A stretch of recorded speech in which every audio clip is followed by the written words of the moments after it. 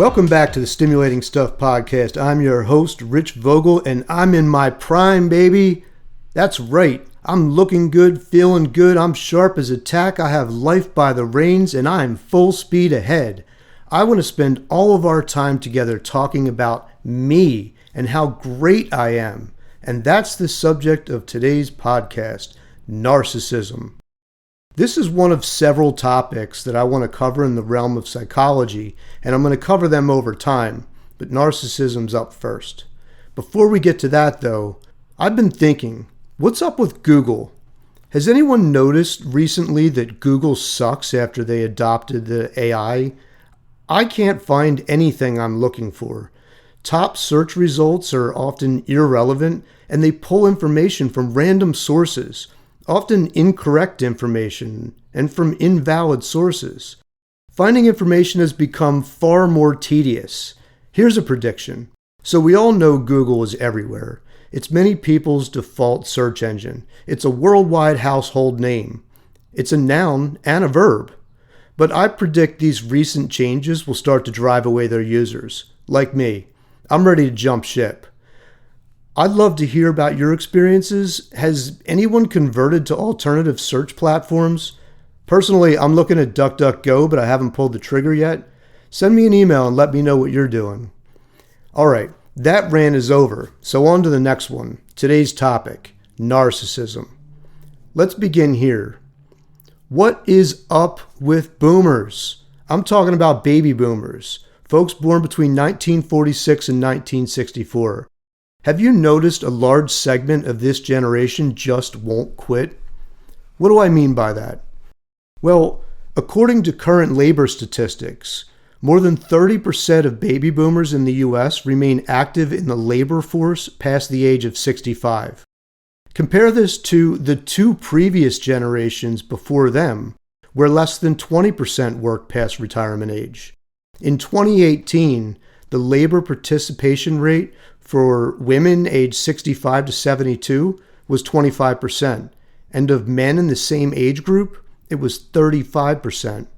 Economists expected the United States to actually face a labor crunch in the 2010s as more and more baby boomers retired. But interestingly, that didn't happen. They actually create a significant labor surplus, making it even more difficult for people to find jobs. And while working into these later years, their primary focus has been to transfer wealth from younger people to themselves. This is the first time in U.S. history that the 30-year-old age group is worse off economically than the previous generation was at the same age. And economists are all pointing to the fact that boomers in politics, in boardrooms, in executive leadership positions are robbing the younger generations of the opportunity to achieve the same levels of economic success that they enjoyed. It's like climbing up a ladder, getting to the top, and then throwing the ladder down to the ground so no one else can climb. Beyond that, have you noticed part of the reason boomers stick around in the workforce beyond retirement age is a lack of trust in Gen Xers like me, as well as millennials and Gen Zers, all three of which are now in the workforce? Boomers feel like they know better, like we're all incompetent, and the workforce can't possibly function without them. It's all about maintaining power, control, and grasping at threads of relevance at the expense of their own children, grandchildren, and future generations. It's what I like to call generational narcissism. Now, this is all coming to mind primarily because of our presidential race and the news surrounding it over the past couple of months. But I believe all this talk about age and cognitive decline about the presidential candidates is actually just a microcosm of a larger issue in our society. Now, before I move on to the next step and get people upset about my insensitivity, I have to say something. I'm going to talk about both presidential candidates very briefly before I move on to the larger topic about narcissism as a personality trait and a personality disorder. In preparing for this episode, I developed my talking points several weeks ago, and I happen to be recording this episode on July 15th, a Monday, just 2 days after the horrific events that unfolded in Western Pennsylvania. And I realize the timing of what I'm about to say isn't great, but I also don't want to discard my notes and research, and I don't mean to insult anyone. I'm just pointing out some objective statistics that are publicly available.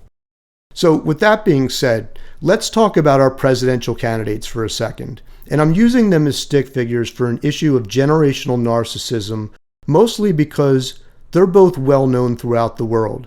So here are some stats about our current candidates. Donald Trump is a baby boomer. He was born in 1946 at the very beginning of the baby boomer generation. He is 78 years old.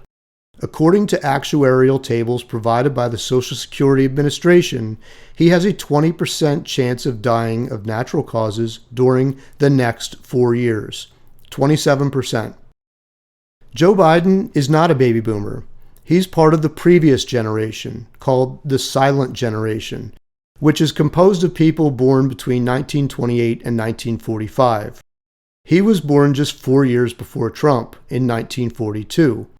At the very end of this silent generation time frame. So Biden is 81 years old, and he has a 36% chance of dying, again, natural causes, during the next 4 years. 36%. So let's just take the average. If you take the average and say, whoever takes office has a 30% chance of dying during their term, and again, talking about natural causes here, the outlook isn't good. Now, you could argue, well, they have a 70% chance of living. Really? Is that the bar we set for the leader of the free world? I don't know about you, but if someone told me that I had a 30% chance of dying in the next 4 years, I definitely wouldn't spend those years working. Shit. I would be LIVIN. You know what I'm talking about. God, I feel a little bit icky, and I'm sorry I had to talk about dying after what just happened, but that's not really the point.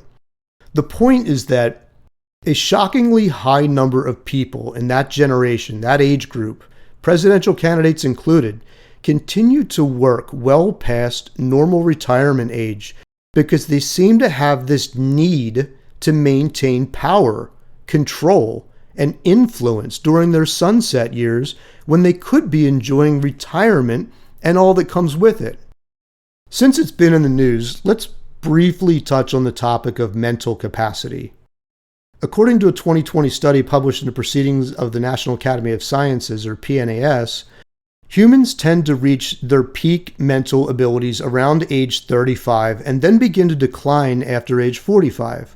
However, different mental abilities peak in different ages. So, for example, short-term memory peaks in early adulthood and begins to decline around age 35. Emotional understanding peaks in middle to late adulthood and really in the 40s and 50s. Vocabulary continues to increase into the 60s and peaks in the mid-60s. And basic math, like subtraction and division, peaks around age 50. Now remember, these are peaks, which means these functions begin to decline after that peak.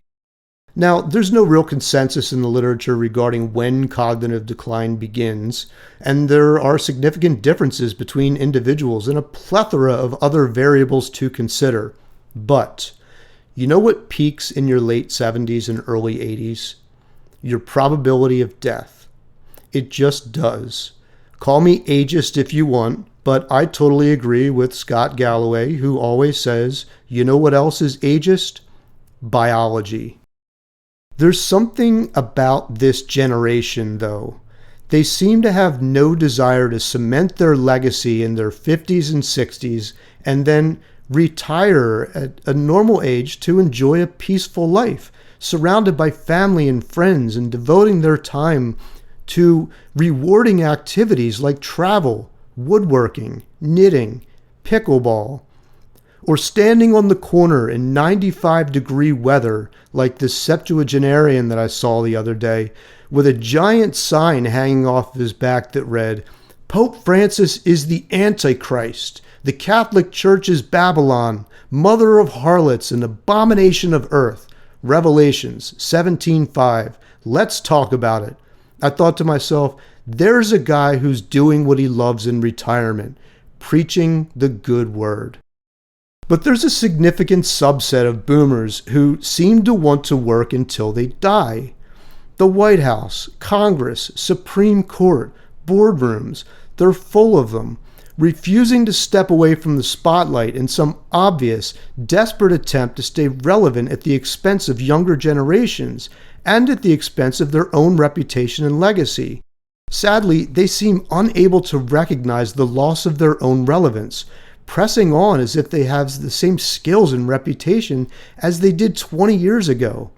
And I'm not just talking about presidential candidates here. Think about it. I'm sure you know someone in this age group who just won't quit. Everyone around them is thinking it, maybe even saying it. Time to hang it up, dude. We got this. But they just can't walk away from having control. The narcissism is so prevalent in this generation, it's shocking. And that's what I want to talk about today. Narcissism. It's an interesting topic, a term that gets thrown around often, maybe too often.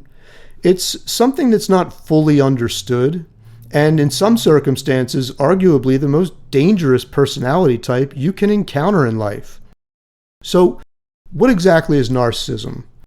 Well, the word is derived from an ancient Roman story told by Ovid about a man named Narcissus and a mountain nymph named Echo. So Echo is this beautiful woman living in the mountains who pissed off the goddess Juno, and she gets cursed with the inability to initiate a spoken sentence on her own. Instead, she's only able to finish other people's sentences or to repeat the last words she heard. That's where we get the term echo.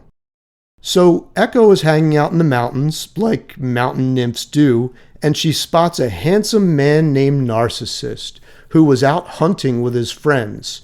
Echo immediately falls in love with him. She becomes infatuated and follows him around. So during this hunt, Narcissus, he gets separated from his buddies, and he's there by himself in the woods, and he calls out, "Is anyone there?" And he hears the nymph repeat the words back, "Is anyone there?" Narcissus answers the voice. "Come here," he says, only to hear the same, "Come here." So when Narcissus sees that nobody comes, he concludes that the owner of this other voice must be running away from him. So he calls out again, "This way, we must come together." Echo heard this and thought this was a reciprocation of her love. So she runs to Narcissus, ready to throw her arms around her beloved. But Narcissus was appalled by this action. He shuns her and yells, "Hands off! May I die before you enjoy my body." And of course, Echo could only whisper in reply, "Enjoy my body." She felt scorned, humiliated, and ashamed, so she ran away.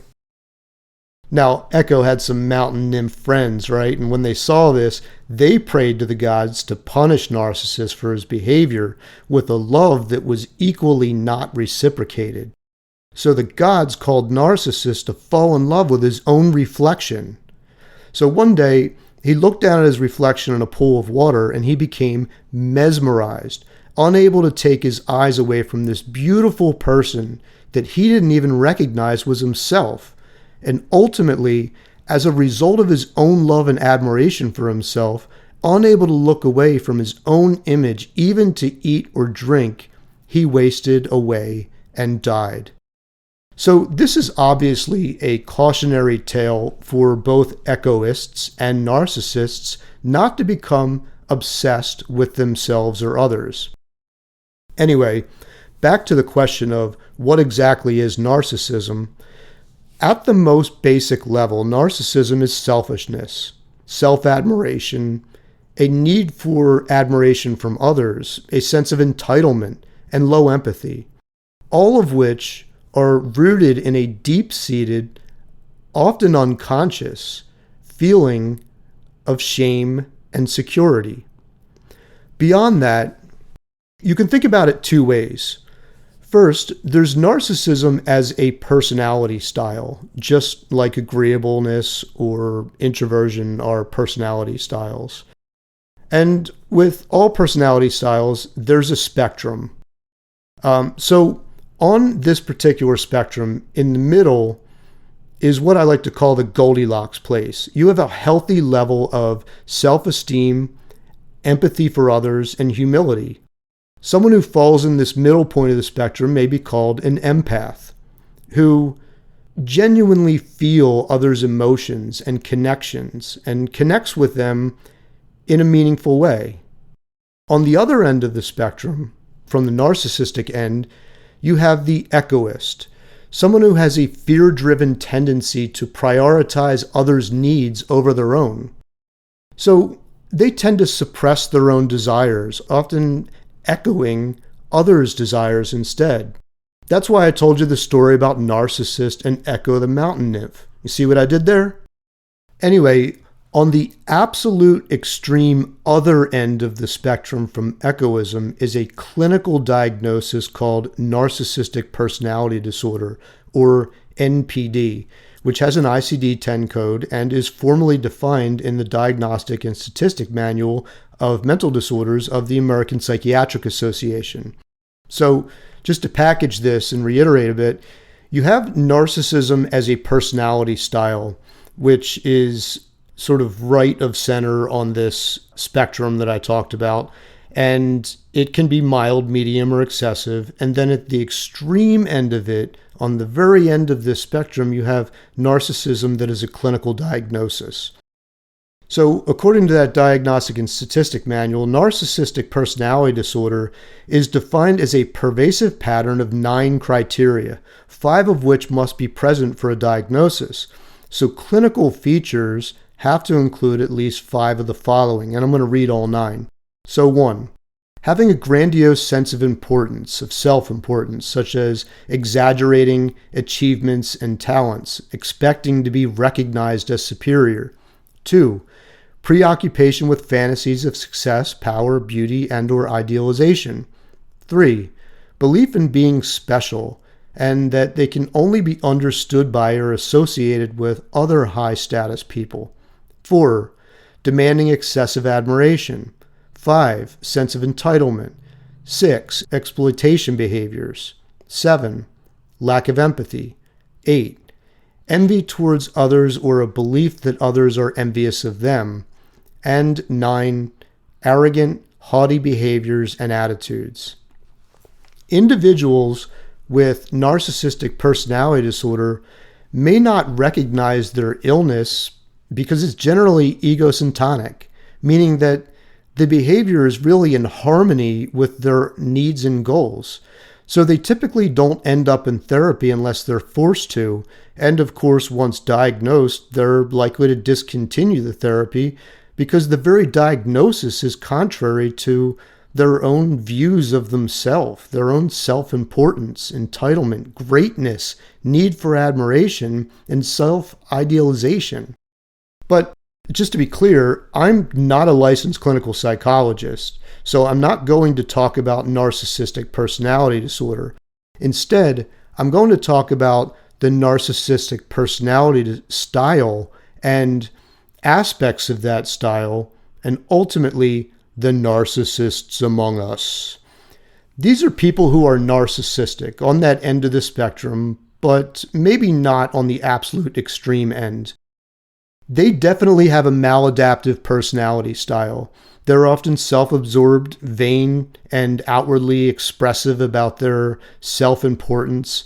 They're awful to be around, either because their incessant hubris is annoying as shit, or because they seem to do everything in their power to marginalize people, damage their reputation, or even destroy their careers. And they seem to have no clue, because no one in their right mind would dare challenge a narcissist. That's who I'm talking about today. They're easily diagnosed as assholes because there's no ICD-10 code for being an asshole, so you don't need a license to recognize an asshole, But none of us are licensed psychologists, and we're not in a position to diagnose these people with narcissistic personality disorder.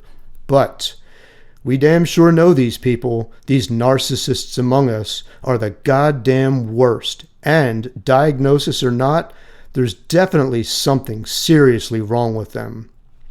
Okay, so generally speaking, there are three major types or categories of narcissism. Some have argued that there are more, and they're not mutually exclusive. So someone can demonstrate multiple attributes across categories. And even if there are 6 or more different categories, I'm going to talk about 3 today. The first type is called grandiose narcissism. These are people who brag and bluster constantly because deep down inside, unconsciously even, they feel insecure. These folks tend to be flashy sometimes, showing off with expensive cars, clothes, and homes. They're boastful, frequently bragging about their accomplishments, whether true or not. They're inauthentic with compliments, quick to anger when contradicted or disagreed with. They expect special treatment or consideration, and they tend to cling to their views or opinions even when there's plenty of evidence against them. They never shut up about how great they are, except when it comes to smearing other people, particularly behind their backs. And if you know one, they probably say negative things about people you both know all the time. They do what I like to call creating reputational distance. They try to make themselves look better by smearing other people, by making everyone else look worse. The second type of narcissism is called covert. It's also known as vulnerable narcissism. And this is a more introverted form. These people may experience similar insecurities as grandiose narcissists, but they tend to internalize their self-importance and may have a strong need for attention. They may also have a public image that's different from their private behavior. These folks are hypersensitive to criticism or rejection. They become emotionally distant when there's risk of their flaws being exposed. They have difficulty building and maintaining meaningful relationships at work, and they're so passive-aggressive, even being extremely strategic, such as launching smear campaigns against you well in advance to lay a foundation for a defense or an attack down the line. Finally, the third type that I want to talk about is the malignant narcissist. So these are people who have no problem destroying your life by lying and spreading false information. They also create that reputational distance that I talked about, but they tend to use, abuse, and discard people. They're obsessed with power and control. Everything is personal to them. They hold grudges and take revenge. Nothing is ever their fault, so you won't hear them apologize unless it suits their needs. They can be strategic and ruthless in pursuit of what they want. They have enemies and may not even know they have enemies because people will pretend to be their friend out of fear or pity or a keep your enemies closer mentality. And they mask their insecurities and low self-esteem well, often behind a facade of arrogance or grandiosity. Malignant narcissists tend to display paranoid traits, meaning they tend to lead with emotion, make wild assumptions, and think people are acting to harm them. They hold grudges, and they can be aggressive emotionally and or verbally. Other characteristics may include low empathy, a need for power, and a sense of importance, that grandiosity that just jumps out in conversation as they repeatedly redirect back to themselves, tell stories about their past accomplishments, and position themselves as the most important, knowledgeable, and or relevant person in the room. When challenged or belittled, they can go into a fit of rage and, in extreme circumstances, may go so far as to physically harm or violate the rights of others, which is often referred to as antisocial features. Just remember, someone doesn't need to show all of the traits that I just mentioned to fall into that category. For example, not all grandiose narcissists have fancy cars, and not all malignant narcissists resort to physical violence. That's quite rare. So these characteristics are not mutually exclusive, and someone can show traits or characteristics across those categories. Narcissists tend to come off as terribly immature from an emotional perspective, and they are emotionally immature. They have little ability to control their emotions, will flip emotions on a dime, and will pout like a child. They tend to retaliate, manipulate, inflict harm in various ways, particularly emotional or psychological harm, and they're often totally blind to their actions or the repercussions of their actions. They may even lack memory of doing it, not understand their impact, or be indifferent to the damage they cause. Oftentimes, their words or actions can come off as intentional gaslighting. You cannot meaningfully communicate or negotiate with a narcissist like you would a rational adult because their emotional immaturity makes them irrational and in some ways unpredictable. Narcissists are definitely afraid of powerful or influential people. So they'll talk shit about them and do things to marginalize their power and influence. They don't like other people having the spotlight, and they have a fear of being abandoned or exposed as a fraud. They act on this fear by attacking, smearing, marginalizing, undermining.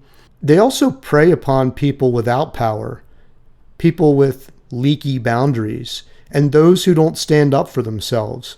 But narcissists will try to destroy people with power and influence to undermine their credibility and make themselves look better, or position themselves as the better, more knowledgeable go-to resource. Now, I mentioned before that narcissists tend to lack empathy, but they're really good at what's called performative empathy. So they'll go out of their way to do things that seem really nice, but it only serves to put on a show for an audience. For example, they'll give gifts, attend to someone who's dying, offer to assist with something, but they only do it to get attention, brand themselves as a good person, and or make themselves look good, or make others look bad. It gets them the validation and admiration they need. Also, they may say, "Oh, wow, it's terrible to hear that that person's sick. That's so sad. It must be so difficult for you." They may even start a GoFundMe or some sort of fund for that sick person. But dive a little deeper in that conversation and try to talk to the narcissist about how sad you are about that person's illness, how much it's affecting you, and they'll tune out immediately. It's more emotional need than they can handle giving you. And assuming they start that fund to help that sick person, they'll use that to brag about the fact that they started the fund, and they'll hold that over everyone's head at some point, even the sick person. So, imagine it's a coworker. They may say to that person, "You're asking for a raise? What do you mean you're a hard worker and you've never received a raise? You think I don't support you? Remember when I started that fund for you all those years ago when you were sick? I'm the most supportive person in the world. I always go out of my way for other people. I started a fund just for you. I've never done that for anyone else. And now you want a raise?" One thing narcissists love is hierarchies. They love systems like patriarchy, authoritarianism, dictatorships, basically autocracies. And that includes hierarchical corporate structures. In these systems, one person gets the final say, and it's usually the narcissist, not because they're a good person, but just because. Deal with it. And that person is usually, as I said, the narcissist. Now, the narcissist in chief may say things like, "I want you to own this project. Take it and run with it. But make any moves without their permission, gain any knowledge you don't immediately share with them, and they lose their shit." The need to maintain power, control, and influence is pathological. Working with a narcissist can be extremely difficult and even damaging, frankly. they can be like a Jekyll and Hyde type of person. So on the one hand, when they feel safe, it might be one of the most engaging, exhilarating, charismatic, charming experiences you've ever had. You may feel like they've hung the moon and the stars for you, because when a narcissist needs something from you, you're their central focus, and they'll go out of their way to make you feel amazing, to get what they want from you. On the other hand, in times when the narcissist feels unsafe, challenged, or bored, they can be very disagreeable, antagonistic, childish, mercilessly attacking people. They'll undermine, marginalize, pout, cry, pound on the desk, rage, anything to attract attention, look good, or simply get their way. And for the recipient of these attacks or the bystander of these circumstances, they may spend all of their time trying to get back to that hung the moon and the stars kind of moment. And it ultimately ends up becoming this emotional push-pull that can be extremely damaging. And when the narcissist, particularly in a position of power, when they can't exercise any control over you, if they can't successfully marginalize you, knock you down, if they no longer have a use for you, or if you outshine them in any way, then they're done with you. That's it. You're out. So what causes all of this? Well, at the very core of narcissism is a deep insecurity, which is super interesting because these people, these narcissists, they actually believe their own hype. They create this grandiosity and destroy people around them, ultimately to create almost a suit of armor around that unprocessed insecurity. The narcissistic person is always fighting a battle against shame, and the shame is at an unconscious level, combined with fear that people are going to see that they ain't all that. So if anything even pokes them, if you cut them off in conversation, belittle them, make a joke at their expense, anything even remotely like that, they lash out to maintain that dominance. Ultimately, what motivates the narcissistic person is power, dominance, and control, because all of those things keep them safe. If they're in control, if they're the boss, if they have all the money, then they feel okay. All the power, whatever the fame, whatever it looks like, then they are okay. That's narcissism in a nutshell. And it's all rooted in a deep, unconscious feeling of insecurity and shame. So, how do you work with a narcissist or interact with them if they're a family member? Well, the first thing to remember is you're not going to change them. It's even questionable if intensive long-term therapy can move the needle. The second thing to remember, and this is super, super important, never, ever call out a narcissist. So never tell a narcissist that they're a narcissist. Third, never insult them, push back against them, challenge them, or try to negotiate with them. It's a losing battle that will only provoke them to go to any extent to destroy your reputation, credibility, even your employment and or career.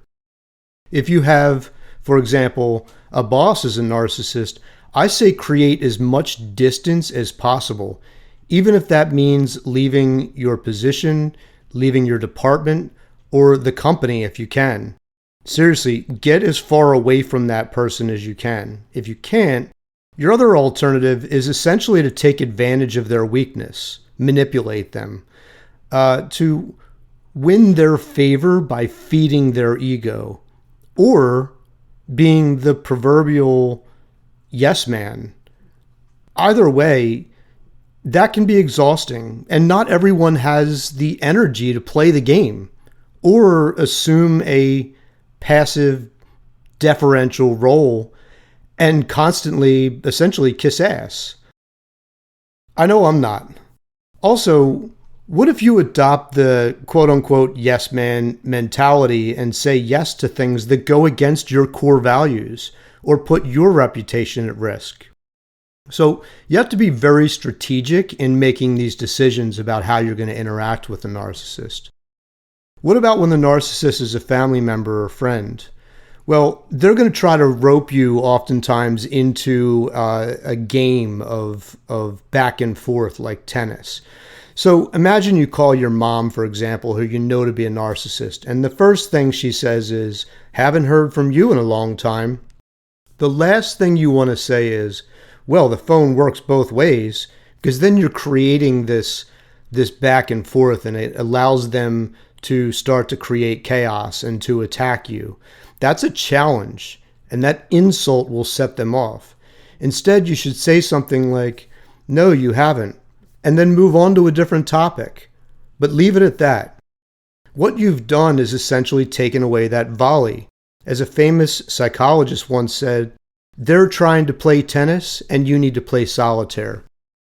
The bottom line is this. Regardless of how you know the person, whether it's a workmate, a family member, or a friend, you don't want to shun them, challenge them, provoke them, or feed their need for causing chaos. Keep it high level, keep it friendly, and keep your distance to the extent you can. If you find yourself in need of doing any of those things, the shunning, the challenging, etc., because you're defending what's really important to you, even if done for good reasons and in a kind way, just be ready for the blowback.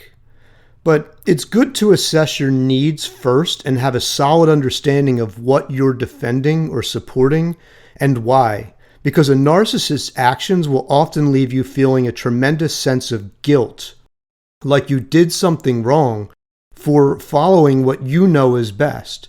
And the reason is because the narcissist, particularly if you are around them all the time, they will train you over time to believe that not doing something that person wants is wrong. That's why you feel guilt. And this is a big thing because your interactions with a narcissist will leave you wondering what you did wrong. They'll leave you with this sense of guilt. It's a byproduct of the power that they exert and the emotional roller coaster that they try to keep you on. Remember this, don't feel guilty. You didn't do anything wrong. Now, you may think these approaches lack empathy and compassion for this narcissist who is afflicted with a deep-rooted, unconscious sense of shame and insecurity. I don't necessarily agree. Having empathy and compassion doesn't mean that you hang around and be someone else's emotional punching bag. Having empathy and compassion means that you can gracefully step away and protect yourself.